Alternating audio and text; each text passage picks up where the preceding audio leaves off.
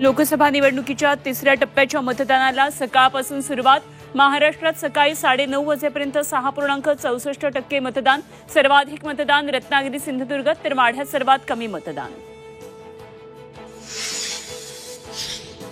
तिसऱ्या टप्प्याच्या high voltage लढतीमध्ये बड्या नेत्यांचं मतदान। सातारा कोल्हापूरमध्ये छत्रपती घराण्यानं तर सोलापूरमध्ये शिंदेंनी बजावला मतदानाचा हक्क। धाराशिवमध्ये पाटील निंबाळकरांचं मतदान तर लातूरमध्ये देशमुखांनी बजावला हक्क।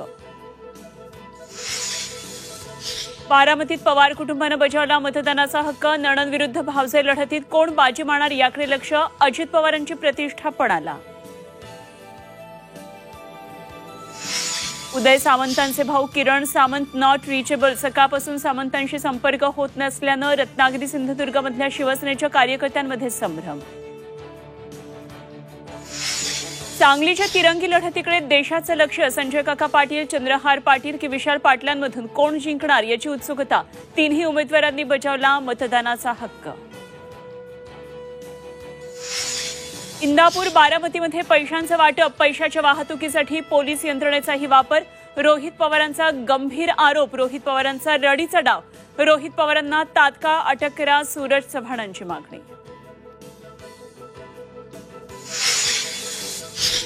शिवसेना शिंदे गटाचे राजेंद्र गावित पुन्हा भाजपमध्ये परतणार। मुंबईत गावितांचा भाजपत प्रवेश।